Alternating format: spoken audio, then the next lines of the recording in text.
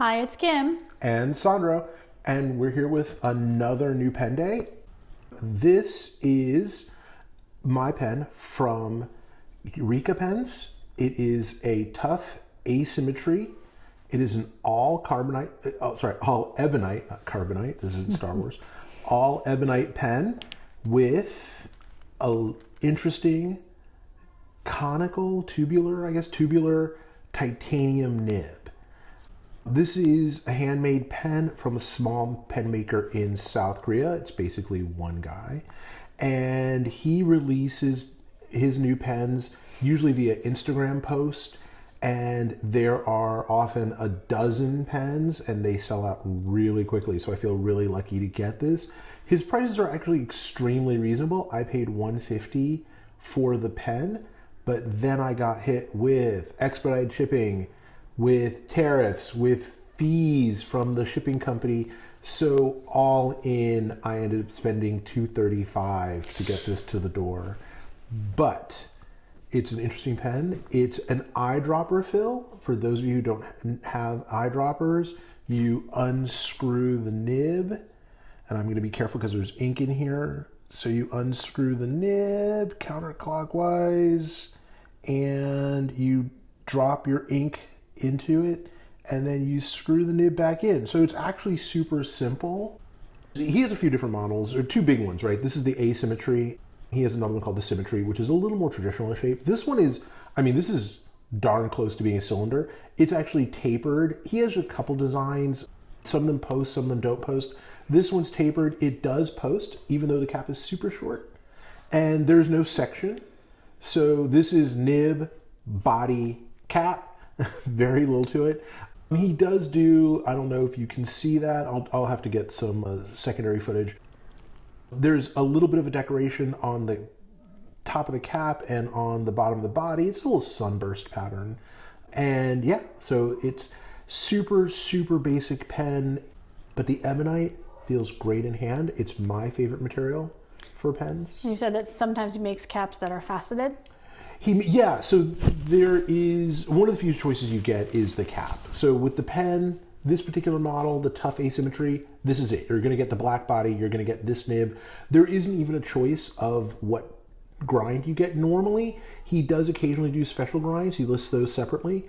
The big choice I had, cap color, and he had all the colors available the day I ordered. So my choices were red, green, blue, yellow, green, yellow, orange, beige. If there'd been a purple, I would have taken it. If there'd been a gray, I would have taken it. Neither one was available, so red it is. And occasionally he does do, this is a smooth cap. I don't know if you can tell, but I'm rotating it and it's just completely smooth. He does a faceted cap also. I would have gone for the faceted cap had I had the choice, just as a roll stop, right? Because, the thing about the pen is I have it is, you give it a roll and it just goes, right? So with the faceted cap, that would give me a little bit of a put it down and it stays put. But anyway, wasn't to be. Okay, so writing sample. This is the Eureka Pens.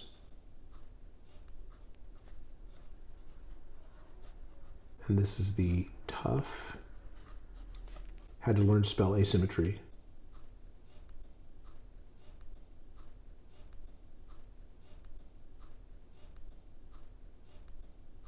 So interestingly, this is a titanium nib. It's not really meant as flex, and so if I put no pressure on it, you get a fairly consistent line. It is set up a little bit like a stub, so the horizontals are narrow with slightly wider verticals, but if you give it some pressure, you can get a little line variation of it. So that's no pressure, and then that's with pressure. So you can get a little line variation out of it if you want to. One of the interesting things is the tip is just raw titanium. So this is, I think, it's grade 23 or something titanium. And he knows it's gonna wear. And so it's an elongated tip and it's meant to wear down and be consistent. But when it comes, he doesn't put a final polish on it. So as you use it, it polishes in. And so one of the interesting things about this pen is it changes over time. I think many pens are meant to be super consistent, right? They want you to have the same experience from the first day you get it till the last day you use it, right? For the life of the user, life of the pen, you get one writing experience. I don't know the name of the maker, but Eureka Pen seems to want this to evolve, to change over time. Like I said, incredibly reasonably priced. I imagine if you're in other parts of the world right now, this is one of the better deals for an ebonite body handmade pen with a titanium nib. If you're in the States, maybe not the best deal you could get. So you got to see me write with it. Now it's Kim's turn. So my take on it, I do really like the way the ebonite feels in the hand, and I think the pen is a really good length. It's well balanced. I think even with or without the cap. The cap is so small. The cap is so small, it doesn't really change the balance of it, and so it's just gives it a little extra length. But honestly, like I didn't feel it that I needed to post it. If you're going to lose it, post it. Yes. For me, I did like that you could get that little bit of line variation, but it has that a little bit of feedback. So for people who like Sailor or more Japanese pens, like that feeling of the little bit of a pencil feel, I think this is good. But for me, it's not, the feedback is a little bit. See, I think I think compared to Sailor is a little bit much. I don't think it's that level of feedback by any stretch of imagination. I also think, for some reason, this week you're a super anti-feedback. I've always been anti-feedback. I think it's a little more severe this week than it's been in the past. And the other thing I think is that, like I said, they seem to expect the tip to wear in. And so this pen has maybe 20 minutes of writing on it. It's true. So I don't think it's necessarily the final smoothness of the pen. Now, is it going to get to a certain point and stay that smooth? That's my guess. My guess is it'll get a certain level of smoothness, and that's where it'll stay. It'll never be glassy smooth. I don't think this is that kind of pen. But I definitely have an appreciation for the way it's built, the sort of simplistic, nib and body. I really like that it's an eyedropper. You don't see that a lot in modern pens, particularly with maker pens as well.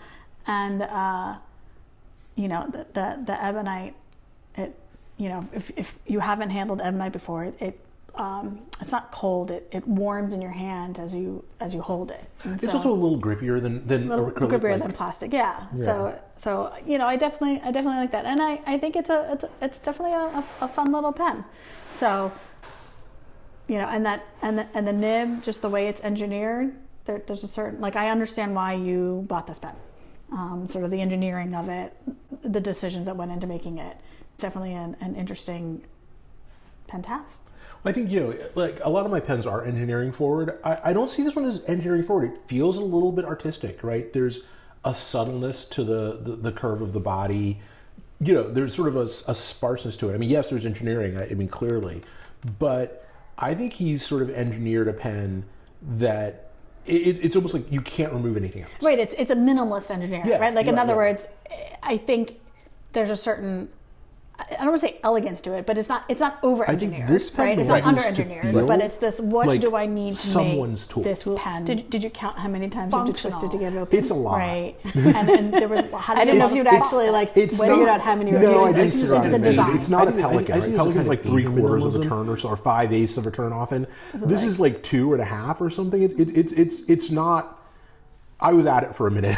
I was unscrewing. It's like 3.5. That's not. It's not 3.5 full rotations. It's. I don't know. That's.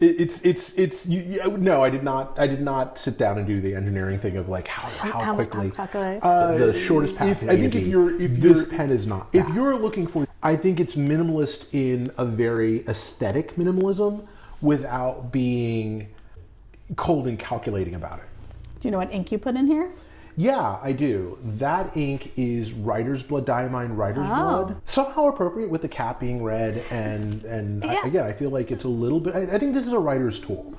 I like this pen because I feel like if you like writing, and you want your writing to have a little bit of character, and you know, you don't mind a tool that maybe asks a little bit of you, I think this pen is a really good choice.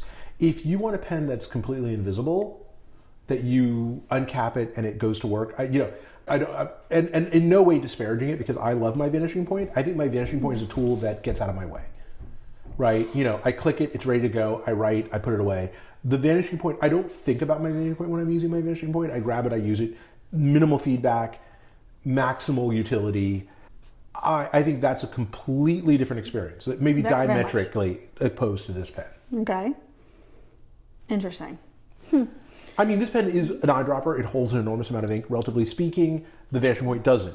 The vanishing point deploys by clicking. This thing is 3.5. You counted twists of the cap. The vanishing point doesn't even have a cap to lose. This one has one that if you blink, that cap's going to vanish because it's light and it's small. So I think they live at two different ends of, you know, a spectrum of Asian pens. It's definitely a fun little pen, and I've definitely enjoyed writing with it.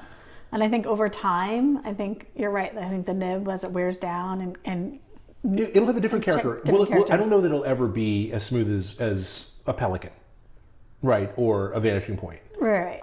But that's okay, right? Where will it end? I don't know. I don't know where it'll end up. Okay, so for me, I think there's a clear thumbs up. Yep. Where are you on this? I definitely like the pen. I don't need to get one for my collection. Right. But I think that. But I'm glad it's part of your collection, and I'm curious to see how it writes as you use it more.